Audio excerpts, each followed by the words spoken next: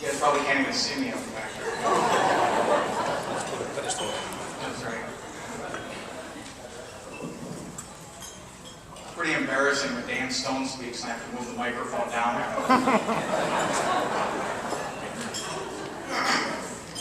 I have this vivid memory of Laura and Jim Moynihan at Hawthorne Field in Wauwatosa. Laura, all 5'0" of her, is dressed in a Keeper Goals t-shirt, these Jackie O sunglasses that covered almost her entire head, soccer shorts, soccer cleats, and as always, she's snapping the gum in her mouth. Jim is wearing his Keeper Goals t-shirt, tennis shoes, and jean shorts. They are giddy, yet incredibly focused as they pass the soccer ball back and forth. Jim passes the ball with all the agility of like Sasquatch.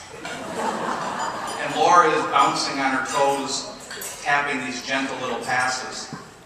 And I was about 14 and I remember thinking, what a nice couple. They really look like they're having a lot of fun, which is strange because they're really bad at passing a soccer ball.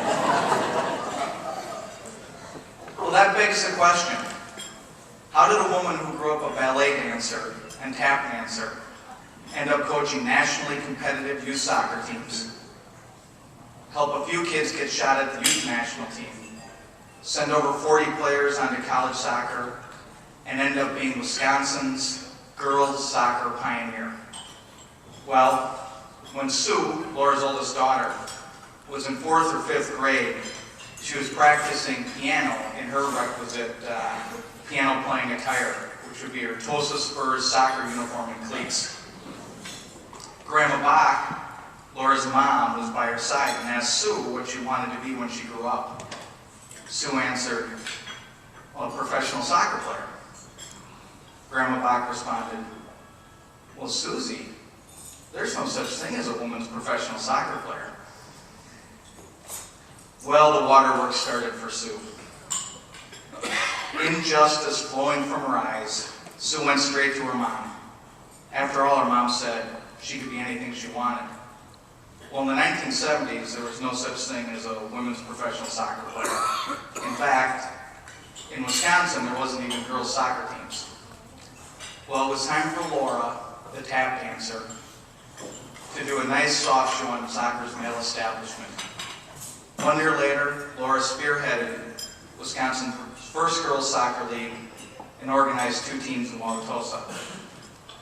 But this still doesn't answer how a woman who was never introduced to soccer until her 30s has a high school tournament named after her, a youth national championship named after her, and has already been inducted into 2 halls of fame. Well, Laura went to watch her boys play ODP at UW Parkside. When she got there, she was amazed that several of the states brought girls' teams, but not Wisconsin. It was time for Laura, the ballet dancer, to do a nice little roundhouse pirouette to soccer's male establishment. And with the help of others, established girls' soccer, girls' ODP in Wisconsin. Yet I don't think this fully explains how Laura Moynihan became a Division I college soccer coach, has a university soccer field named in her honor, and tonight is being inducted, 21 years after her passing, into a Coaches Hall of Fame.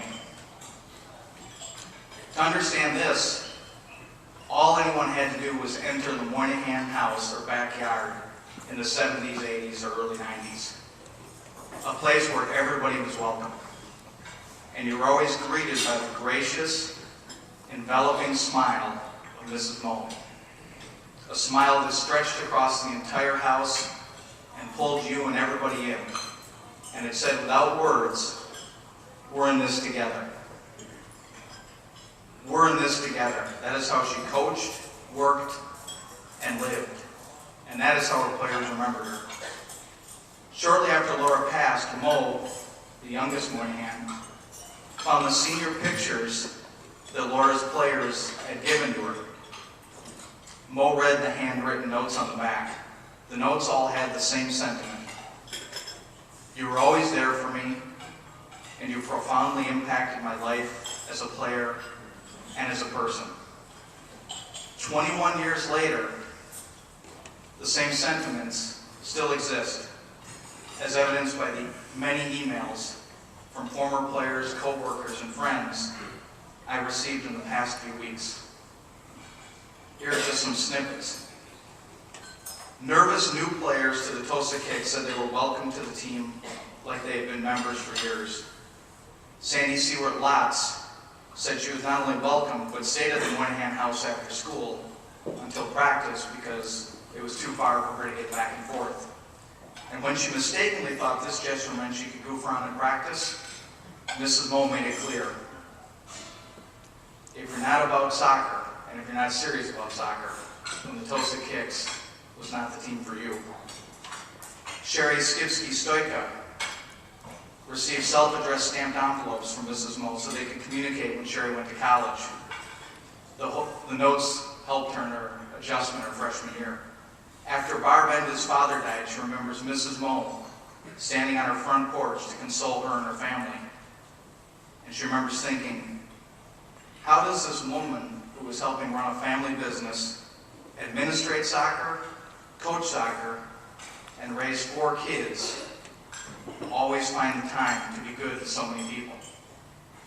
Molly Schwab-Holson and Lisa Mickey Hollander talk about how Mrs. Moe found a place for everyone, a role for everyone, a time for everyone, on and off the field. Several players called her the first coach that inspired them to work hard, and their first coach that wasn't a jerk. Chandra Conkle-Comiskey said Mrs. Moe was the first adult, besides her own parents, that said she believed in her, a message that changed her and her approach to the game and life significantly. Kat Caruso remembers being upset about something that happened at her house, and she goes to visit Mrs. Moe in the hospital about a week before she passed away. Kat waited until the throngs of visitors left the room, and it was just her and Mrs. Moe. Mrs. Moe looked up and said, "What's wrong, Kat?" "How did you know something was wrong?" she responded. "Well, I could see it in your eyes." Mrs. Moe was still in it together with her players in her final days. When someone passes, especially someone young, there's a void. There are places that seem empty without that person. Laura Moynihan's passing certainly left a void. But if I were to say definitively why she is being inducted tonight, it's because every day the void left by Laura is being filled by those whose lives she impacted, and they in turn are teaching Laura's lessons to people who never met her. All these young women who emailed me say they are more patient spouses and parents because of lessons learned from Mrs. Moe. They are excelling in a variety of fields, from doctors to soccer coaches, saying they owe much of their success to Mrs. Moe as they utilize her lessons in leadership, persistence, and compassion, with just the right dose of humor. Men and women who work with her administratively say they are better listeners and more productive because of her example. Let's face it, every Wisconsin woman and little girl who puts on soccer cleats, from the U6 Rex fields to the U.S. national team, can trace their lineage to the work of Laura Moynihan. And nowhere is Laura more alive than in her family. And though I must say this, who unfortunately cannot dance as well as their mother. And if anybody has seen any of them dance, trust me, it's true. Jim dances like a broken pogo stick. John only dances to Come On Eileen by Dexy's Midnight Runners. And when he does it, it looks like the parts are going to fall off. Mike dances like the gopher in Caddyshack. And I'll leave Sue and Mo alone tonight. Now, actually, I won't. Sue and Mo dance like it's Halloween and they have really uncomfortable costumes on. But even if her family can't dance with her grace, they certainly grace our lives by displaying the best of Laura Moynihan. Jim the big guy Moynihan, the man who not only stuck by her, but encouraged her when she delved into a world she didn't know. A man whose "there ain't nothing I can't accomplish" attitude certainly inspired Laura, was also changed by her. Because if you know the big guy, he also has this "I'm not taking crap from anybody" attitude. And with Laura's help, he became a more patient and diplomatic individual. Maureen, who was lucky enough to not only have Laura as a mom, but as a coach, perfectly emulates her mom's quiet confidence and natural effervescence. St. John, as I like to call him, who now runs the family business, and runs the business like Laura ran her teams. You find time for everyone and make everyone a part of your extended family. Mike, one of the best college soccer coaches in the country, runs his programs on the principles of hard work, inclusion, and compassion, the fabric of his mom's methodology. And Sue, the oldest, who succeeded Laura at UWM, and to whom Laura instructed shortly before she passed, "Take care of my girls." And that just wasn't sentiment. And that simple phrase, "take care of my girls," she said to Sue, "It's time for you to step up and be the teacher." And Sue did just that, eventually leading UWM to their first NCAA appearance.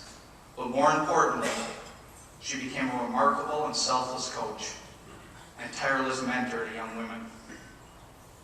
And what a gift it is to this state and the state of Wisconsin soccer that Laura's legacy of leading by serving, investing in the individual, teamwork, and absolute selflessness is a legacy that grows and is being passed on by our former colleagues, friends, players, and family.